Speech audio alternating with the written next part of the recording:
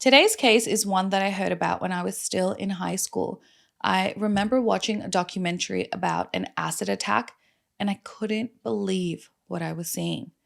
And the fact that the attack was caught on CCTV made it even more chilling. But it's not all doom and gloom. There is a light at the end of this tunnel. It's an incredible story of trauma and challenges, followed by remarkable resilience.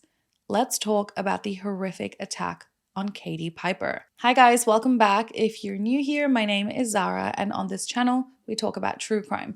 So if you're interested, please join the fam, hit that subscribe button, and hit the like button. It really helps out the channel. It's free and it just does more than you could ever know. And if you do like the video, make sure to share it. Katie Piper was born on October 12, 1983 in Andover, Hampshire, England, to her parents, Diane and David Piper. She has an older brother, Paul, and a younger sister, Susie. They grew up in a supportive and loving family with a relatively normal childhood.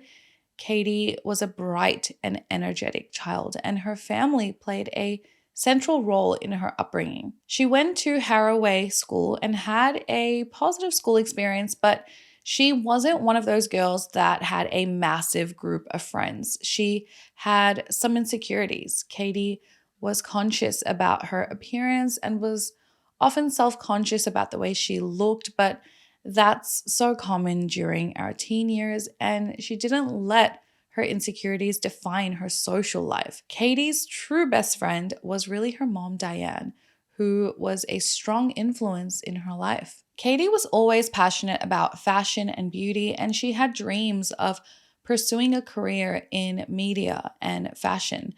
After finishing high school, Katie went on to train as a beautician, sort of following in her father David's footsteps as he worked as a barber. She later moved to London to pursue a career in modeling and television presenting, which was something that had always excited her. By her early 20s, Katie was working as a part-time waitress while trying to break into the media industry. She also started appearing in music videos and doing promotional modeling work. She also did some work as a ring card girl at martial art matches. Katie finished as a runner-up in the Miss Winchester beauty pageant in 2006. So she had quite a bit of experience racked up in such a short period of time. She was doing really well, and I mean, of course she was. She was beautiful. During this time, Katie moved in with her friends into a flat in Golders Green in North London. Katie was beautiful, young, and on her way to becoming a star. I'm sure looking at her, look at her, she caught the attention of many men, but one man in particular would change her life forever. Katie met 31-year-old Daniel Lynch in 2008 when she was 23 years old, and they soon began dating. At the time they met, Katie had recently moved from the suburbs into the busy city of London, pursuing this career in modeling and the media. And in the first few days of their relationship, Katie described Daniel as charming, affectionate, and quite caring.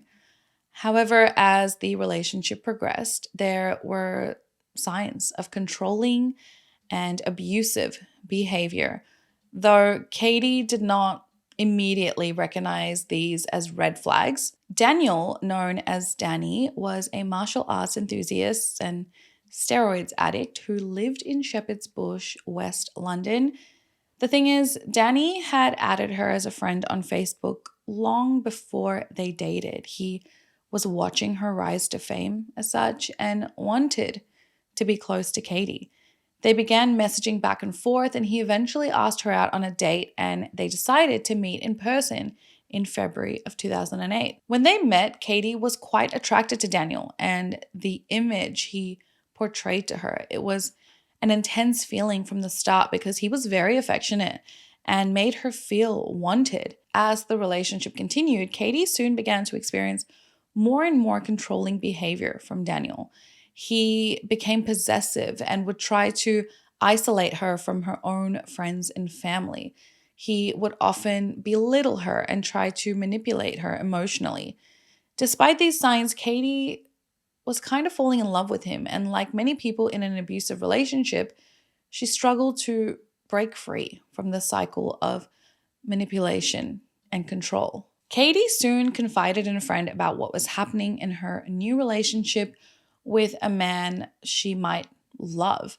She told this friend about Daniel's behavior, how he was controlling and manipulative, and she recognized it was a toxic relationship. But Katie felt trapped. She didn't know how to escape this. Again, probably because she somewhat was falling in love or loved him. Now, all of this sounds like this relationship went on for years for Danny to show this side to him. But no, just 2 weeks into the relationship, Katie tried to back away from it. Daniel was not the man she thought he was. On March 28th, 2008, Katie and Danny went out on a date, and she discovered just how dangerous he truly was. Before we jump into what happened that night, I want to put a trigger warning. We're going to be discussing sexual violence and physical violence. So there are mixed accounts on what actually happened that night. Some say they went out for dinner and decided to spend the night at a hotel in Bayswater, and it was supposed to be a romantic and beautiful night for the new couple, but that's not how the night went. But some sources say that this night was never a date. It was actually meant to be a reconciliation between the two because of previous bad behavior on Danny's part. And Katie had wanted to actually end the relationship. And this was Danny's way of trying to regain control. He convinced her to come with him to this hotel room. Once they were both in the hotel room, Danny turned. He was extremely possessive and violent, trying to coerce Katie into resuming the relationship, despite the fact that she had already decided to break up with him. During this night, Danny became verbally abusive and aggressive, threatening her and manipulating her emotionally. He would not accept the end of the relationship, and he became more volatile and desperate. In this hotel room, Katie was then subjected to a brutal attack that lasted 8 horrific hours. During that time, Danny repeatedly beat and raped Katie. Danny threatened to cut her face with a razor and to hang her, and he also stabbed her several times in the arms. Katie described him as unhinged. One moment he was angry, and then one moment he was crying. He was crying, saying, he had messed things up between them, and had he now lost her forever. But Katie survived this attack because she was smart. She didn't want to die. She thought about her family, never seeing them again. She didn't think she would actually live through this experience. So she told Daniel, it's okay. No one has to know. I forgive you. Let's leave together and, I can go home. She promised him that this encounter would stay between the two of them. Once he was done, he drove Katie back to her flat in Golders Green. Once she was home, she locked herself in her flat for the entire weekend. Danny kept calling her and texting her, trying to just see her again. Soon, she went to the Royal Free Hospital to get treated for her injuries, but she didn't tell the doctors the truth. She was terrified of Danny. Danny continued to call and text her and made multiple apologies and begged Katie to read a message he had written to her online. He said he had sent a message to her Facebook account that she absolutely had to read. He said he understood that he had hurt her and that once she read the message he sent, he would leave her alone forever. Katie was terrified that if she ignored him, he would hurt her again. So she decided to agree to read this one last message. But the problem was, Katie didn't have any internet access in her flat. She would have to walk to her local internet cafe to connect to the net, log on to Facebook, and then be able to finally read this very important message from Danny. And Danny knew this. This was all part of his absolutely evil plan. Katie agreed to go to the internet cafe to read this message, but as she walked to the cafe, Danny called her over and over again, asking her exactly where she was, what she was wearing, how long till she got there. Weird? Yeah, because he was tracking her every movement. It was broad daylight though, a busy area. Katie was safe, or so she thought. As Katie was walking to the cafe wearing grey sweats, she was on the phone talking to Danny. She was then approached by a hooded man. He had his arms outstretched, holding a coffee cup. Katie thought this man was begging for money, so as she reached into her purse to find some money for him, the man got closer, said something, and in a matter of seconds, aimed the coffee cup at her face, splashing liquid on Katie. Katie was shocked and immediately felt a burning sensation on her face, intense pain, heat, and her vision started to blur. She heard this really loud noise and felt her ear melting off. She wanted the noise to stop, and then she realized the noise was actually her screaming. She was in excruciating pain. The man with the coffee cup was Stefan Sylvester. The liquid in the coffee cup was sulfuric acid. This man was Danny's accomplice. He organized this plan to attack Katie. During the attack, Katie was on the phone to Danny the entire time. He did not hang up. He wanted to hear her pain. This planned attack was exactly that. It was planned. It was designed to hurt Katie as much as possible, to do as much physical damage to her face as possible, to disfigure her, to destroy her. Katie was always considered to be incredibly beautiful, great face, amazing body. Danny wanted to destroy that. He was not willing to let Katie go despite their incredibly short relationship. And when Katie saw the true Danny, she wanted to end it, and he was enraged by this. Danny harbored deep resentment and bitterness towards Katie, so he asked Stefan for help, a man he had previously known to carry out the acid attack. It was a premeditated act of revenge and violence fueled by his obsession with Katie and his inability to cope with the breakup. They planned to lure Katie out of her flat where she had been hiding for days after the first attack, the rape. Danny stayed on the phone to Katie, tracking her every step so Stefan could find her, knew what she was wearing, where she was exactly, to then throw the cup of sulfuric acid directly on her face. The acid burned Katie's face, neck, chest, and hands, causing life-altering injuries. The physical damage was severe. After the attack, despite her pain and shock, somehow Katie stumbled into a cafe and ran to the sink and tried to wash her face with water. An ambulance was called and she was rushed to Chelsea and Westminster Hospital in London. And I've read that not many people were actually willing to help Katie, and an ambulance only arrived 1 hour after the attack, which is, if it's true, it's a very long time to suffer with that pain. Then the ambulance wouldn't go inside the cafe to actually treat Katie until the police arrived because they were afraid that the attacker, might still be in the area with this acid. So I don't know how much, if any of that is true, but it's interesting and sad if it is. I mean, as if the attack wasn't enough. Given the extent of her injuries, doctors immediately began treating Katie, and her parents were then notified. Katie was placed into an induced coma to stabilize her condition and manage the excruciating pain she was experiencing. Her life hung in the balance, and medical teams worked tirelessly to keep her alive. When her parents arrived, her mom, Diane, said she was in the ICU with a doctor constantly pouring water on her face. Her daughter, beautiful daughter, was unrecognizable. Katie's face was swollen, orange, black. Her eyes were welded shut.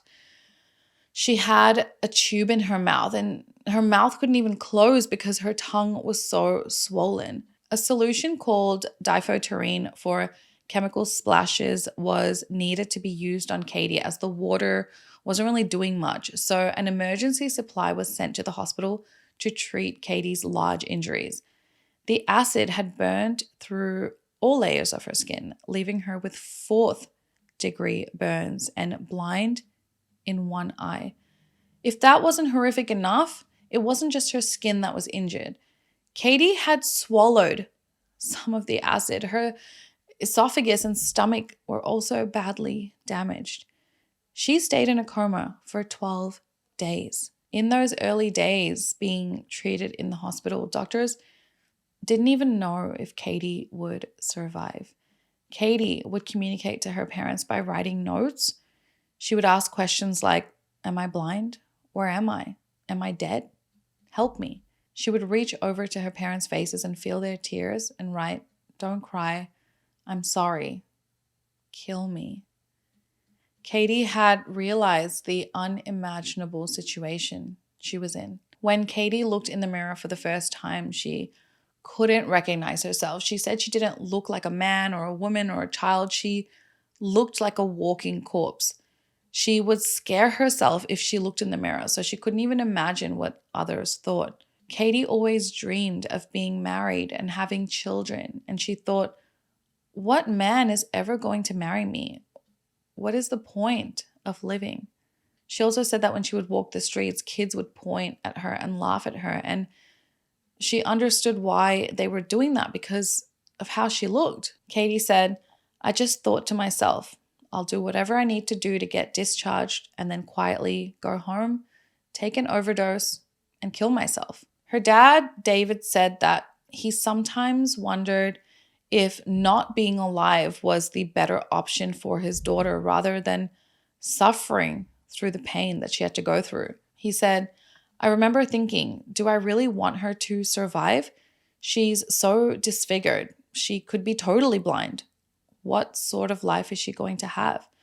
And I do feel guilty even now about that. And you know what? Like, we can say whatever we want, but actually being in that situation, having to endure the pain, the thoughts, the recovery, I can't imagine. I feel like I would feel exactly the same way. But Katie, despite her agony, there was a voice in her head urging her to keep going. She said, something somewhere said to me, don't kill yourself. I can't tell you why, but there's a bigger reason. You have to stay alive. Thankfully, Katie was in great hands. Her treatment was led by plastic surgeon Muhammad Ali Jawad, who was one of the best doctors in the UK. The surgeons completely removed the skin off Katie's face and replaced it with this skin substitute called Matroderm to build the foundations for a skin graft. This procedure was the first of its kind to be done in a single operation. Katie had to wear a plastic pressure face mask for 22 hours a day. This helped flatten the scars and it also kept her skin moist. Katie's recovery was a long and grueling process, both physically and emotionally. In total, she underwent over 250 surgeries over 9 years, including skin grafts, reconstructive procedures, and facial surgeries, including a complete facial reconstruction. All of this was done not only to restore, some of her features, but so she could blink properly, smile properly, and have some movement to her face to help improve her vision in the damaged eye. She also had a lot of scars on her hands, which stopped her from using them properly, so she had to have many surgeries on her hands as well. Katie had to move out of her London flat and return to Hampshire to live with her parents and sister Susie, as she needed round-the-clock care. For Katie, this was particularly hard to do as it was like being a child again. She lost her independence. She suffered with depression and PTSD. Katie was fortunate to have a strong support system of family and friends. Her mother in particular played a critical role in her recovery, offering, constant love and encouragement. Katie also sought psychological support, working with counselors and therapists to help manage her trauma and emotions. One of the most difficult parts of her recovery, as you can imagine, was learning to live with her new appearance. She suffered with severe scarring and blindness in one eye, feelings of shame and insecurity over her new face. It must have been incredibly difficult, but over time, she learned to cope with her new reality and began to rebuild her confidence. As Katie was fighting her battle, her attackers were facing another in court. Stefan and Danny were both arrested and tried, and unluckily for them, the entire attack was caught on CCTV. One question was, why would Stefan carry out this attack for Danny? It's believed that Danny was a deeply manipulative and controlling person. He had a history of using people to benefit himself, and he sought out Stefan for his plan. He allegedly told Stefan that after Katie wanted to end the relationship, he wanted to teach her a lesson. He may have manipulated Stefan into believing that he was helping him with something justified, which is not uncommon in cases of people being coerced or controlled by someone with manipulative behavior. Stefan was influenced and convinced by Danny's words or his power over him and agreed to carry out this attack on Katie. Katie stated that she didn't understand what Stefan's motives were for helping Danny, but that he could have backed out at any point. He made a conscious decision to harm her. Stefan was found guilty of conspiracy to cause grievous bodily harm with intent in 2009 and given a sentence of 12 years for the attack on Katie, but he only had to serve a minimum of 6 years before he would be eligible for parole. He was released from prison in 2018 after serving just 8 years, but breached his parole soon after and then ended up leaving the UK. Daniel Lynch was convicted of rape and conspiracy to cause grievous bodily harm with intent and soliciting to commit murder. And he was sentenced to life in prison with a minimum term of 16 years before being eligible for parole. The judge presiding over the case said that the two men represented the face of pure evil. He said, "The facts of this case are chilling and shocking. You planned and then executed an act of pure, calculated, and deliberate evil. You decided to wreck the victim's life by thrusting a full container of sulfuric acid straight into her face from point-blank range." During the trial, Katie gave a victim impact statement stating, "I have lost my future, my career, my spirit, my body, my looks, my dignity. The list goes on. All I am left with is an empty shell. A part of me has died that will never come back. This is worse than death." In 2024, Daniel attempted to apply for parole, but he was rejected. Katie is now 41 years old. Not only did she survive this incredibly horrific ordeal, but she has become a powerful advocate for other survivors of similar trauma. Katie began sharing her story with the public and decided to use her experience to raise awareness about acid attacks, violence, and emotional abuse. This not only helped her reclaim her control over her narrative, but also allowed her to inspire others who were going through similar struggles. She wrote a memoir called Beautiful, and in 2009 was featured in a Channel 4 documentary called Katie, My Beautiful Face, where she shared her story of survival and recovery. This was the documentary or show I watched back in high school, and it's what opened my eyes to understand the brutality of acid attacks and the long-term impact it has on survivors. Katie's willingness to be vulnerable and share her trauma with the world turned her into a symbol of resilience for others. Katie has since founded the Katie Piper Foundation charity, which helps burns and scar victims like herself through rehabilitation, awareness, and building a community. And it also helps fund research into new and advanced treatments for these victims. To end on a happy note, in 2015, she married Richard James Sutton, and they now have 2 daughters, Belle and Penelope, who are beautiful. This was Katie's dream, and you have no idea how happy it made me to know that she got her happy ending. I could actually cry going through her Instagram now. I'm just so happy for her. Katie suffered a horrific attack. Her recovery journey was incredibly difficult, but her perseverance, combined with the support from her loved ones and her willingness to embrace her new reality, helped her rebuild a fulfilling and meaningful life. Through her advocacy and public speaking, she has inspired countless people and continues to raise awareness about the issues of acid violence. You know, I really struggle talking about the acid attack part of this case, and not that that surprises me, but because I've known about this case so long, she has always sort of been in the back of my mind, especially when I've researched and looked up other acid attack victims' cases. But for some reason, this like got me, like I had to take a break because I was like, whoa, I don't know why it's affecting me. And I think it's because around that time, maybe a few years later after watching her documentary, there was this guy who was like stalking me.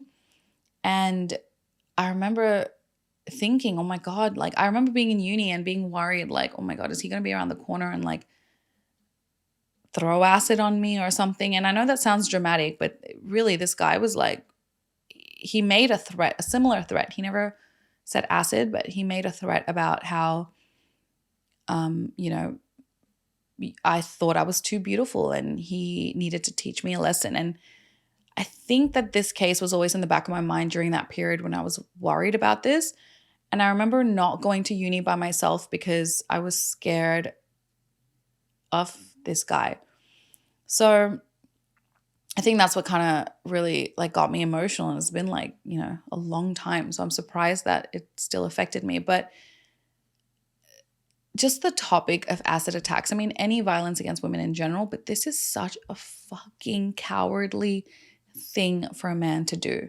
You're a bitch. You're literally like pathetic. Because you think that this girl doesn't want to be with you, you're going to destroy her life because you think that her looks, you know, are not meant for anyone but you. It's just like, it's such a disgusting act. Like, and I always felt this way, but I think now talking about this case and like reliving it, it's like, oh, it makes me so angry that people think that they have the right to do this to another human being. I feel the punishment should be acid on their face and they need to go through exactly what they made the victim go through. It's not a joke. Jail for 9 years of surgeries, and who knows what she had to go through every single day for whatever period of time. Who knows what she's going through now? You know, she has an amazing husband and 2 beautiful kids, and you know, that's not the case for everyone. Not everyone gets to experience that who has been a victim of acid attacks. So it just makes me so angry. And I feel like that just needs to be the universal punishment for anyone who thinks that throwing acid on someone is justified. I just have so much respect for Katie and other victims of these types of attacks, because what they go through and to have the strength to come out, you know, positive and living their lives is just on a whole different level. Let me know your thoughts on this case down below, guys. Have you heard of it before? And I look forward to reading your comments. Besitos. Bye.